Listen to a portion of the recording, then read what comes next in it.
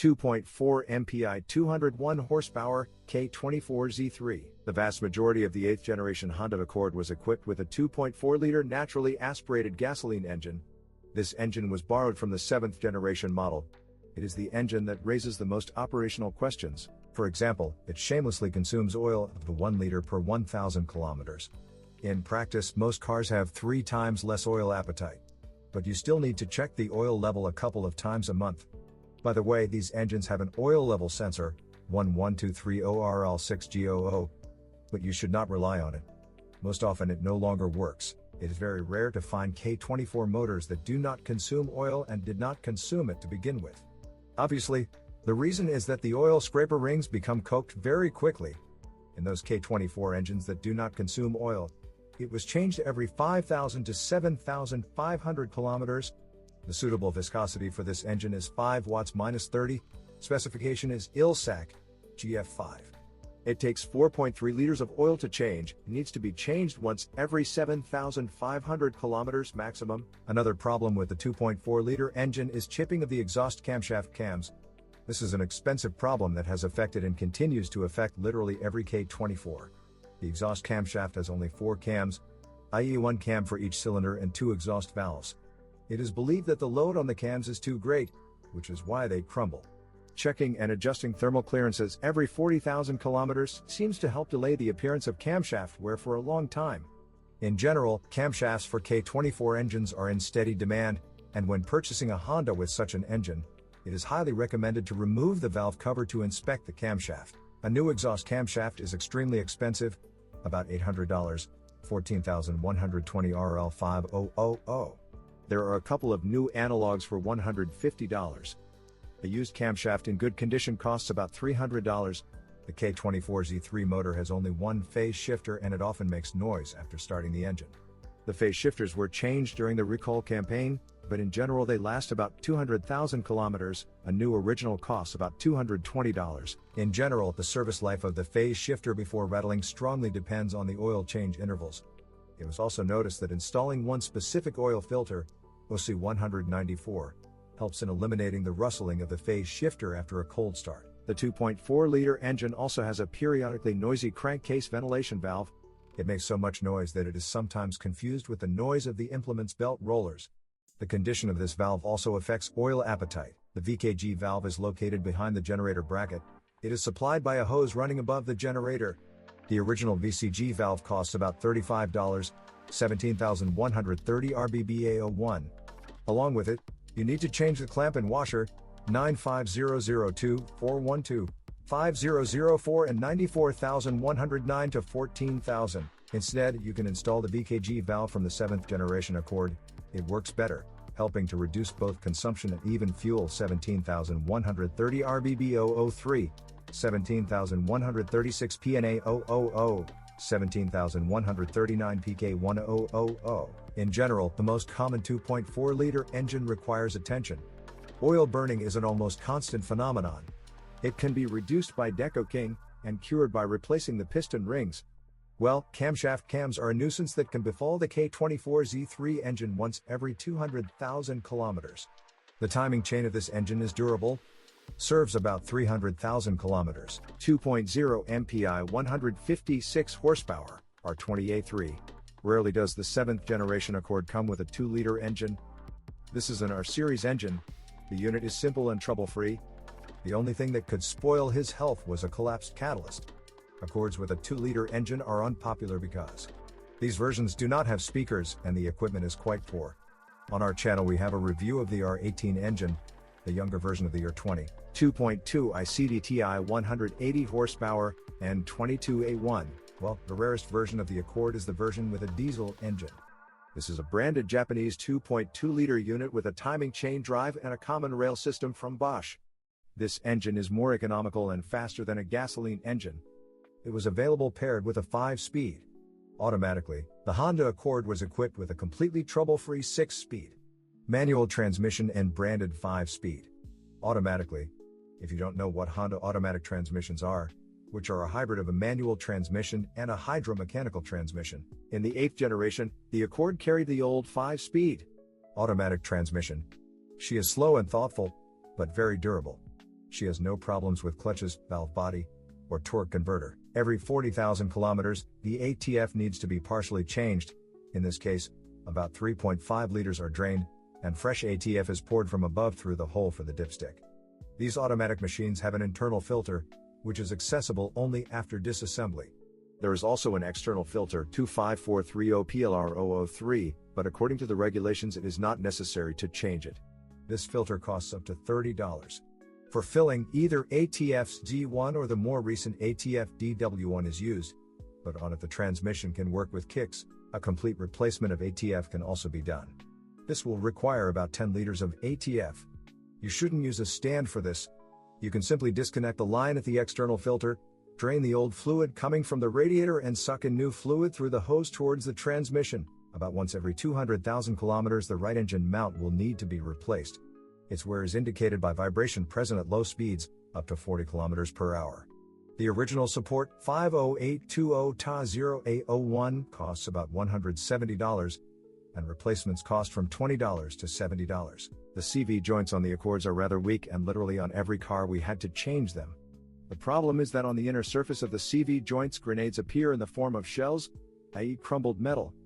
As a result, vibration appears. Most often sinks appear at the right CV joint.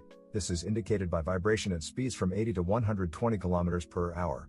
An original new right CV joint will cost $440, 44,310 TA0A61, and numerous replacements are cheaper, up to $70. Vibration at lower speeds, 40 to 60 kilometers per hour, indicates wear of the left CV joint. The original 44014 TA0A51 today costs under $800, and numerous substitutes cost up to $70. The outboard bearing 91057 SR 3008 of the intermediate shaft often outlasts CV joints and costs only $30 because sold separately from its entire clip. The steering rack on all Accord 8s is electric, and the electric motor is located directly on the rack and not on top of its body or on the steering shaft. The steering rack is known to produce knocking noises due to wear on the right guide bushing. Today, almost any specialized workshop offers replacement of this bushing even without removing the rack from the car. The main thing is that there is no wear in the rack body, otherwise the repair bushing will not solve the problem. It will be necessary to grind a bushing with an increased bore diameter to compensate for wear. Also, the rack may rattle due to wear of the pressure block.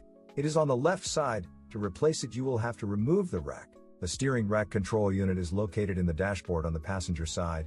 Very rarely, and mainly on restyled Accords, it fails. The cost of the new year unit is off the charts, $39980TL0P41, several $1,000s today. Disassembly offers are much more attractive in price. After installing the new unit, you will need to calibrate the zero position of the rack. Body position sensors are installed in the suspension at the front right and rear left. Usually their rods break off. Less often the sensors themselves fail due to moisture. New sensors are terribly expensive, 33,136 TA00003, 33146 TA0003, but they have a lot of substitutes. You can also buy sensor rods separately. If the sensors act up, the headlight range control lowers the light beams to the lowest position. The front suspension of the 8th generation Accord is a double wishbone. This is the last generation with a double wishbone at the front. From the 9th generation, McPherson struts appeared here. The suspension can hardly be called brittle and short-lived. Even stabilizer links last about 80,000 kilometers and cost up to $25, 51325 TA0A01. The front stabilizer bushings are changed separately and are maintained for about 150,000 kilometers or more. The original ones cost about $10, 51307 TL0G01. As for silent blocks, the rear silent blocks of the lower control arms serve the least, but they can be purchased separately.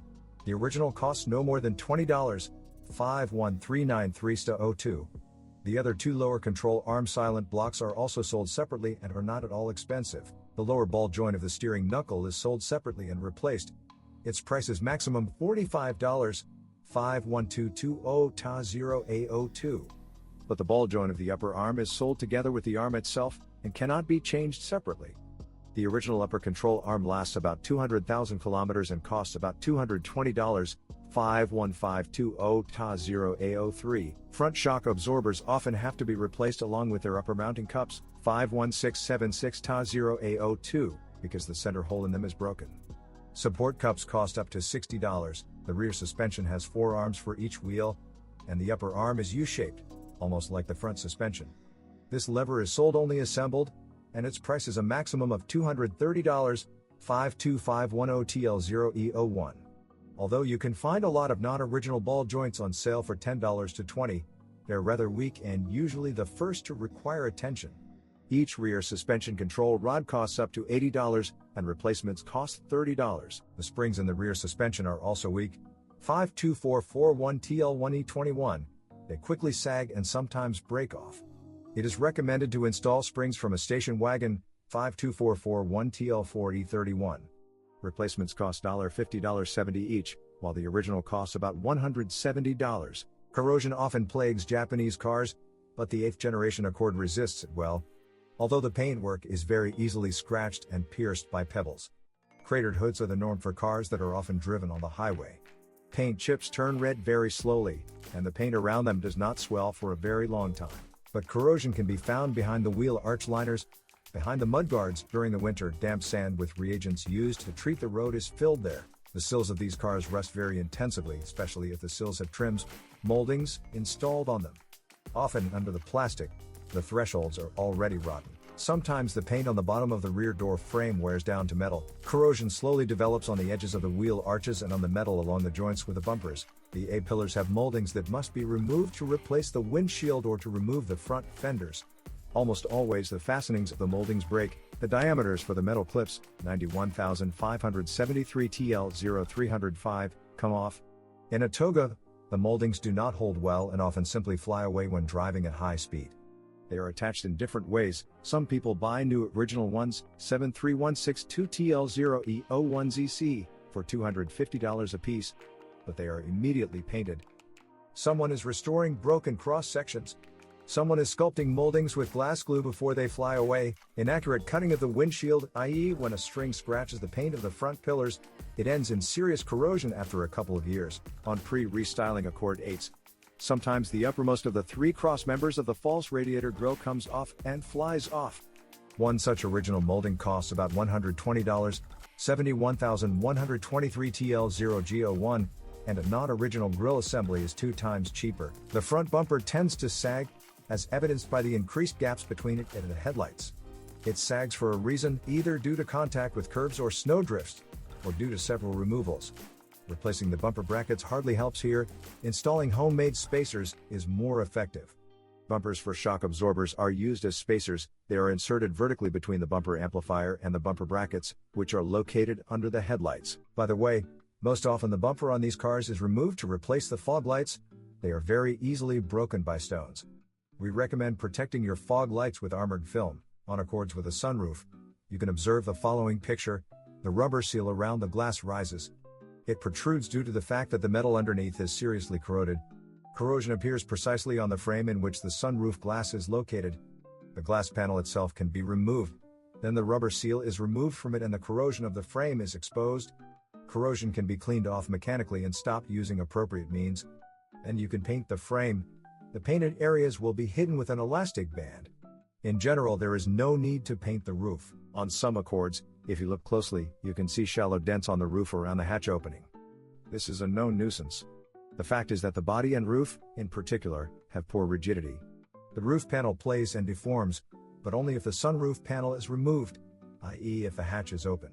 So if, with the hatch open, one wheel hits a deep pothole or simply rolls onto a high curb while parking, then the roof will play out, leaving one or several shallow dents as a souvenir. On many Honda Accords, the upholstery of the A-pillars got wet after rain or a car wash. Water was getting in from the roof through cracked joint sealant. These cracks can be found by removing the roof moldings and weather stripping along the top edge of the windshield. Cracks in the sealant simply need to be additionally covered. Sometimes the taillight sweat or even water collects in them.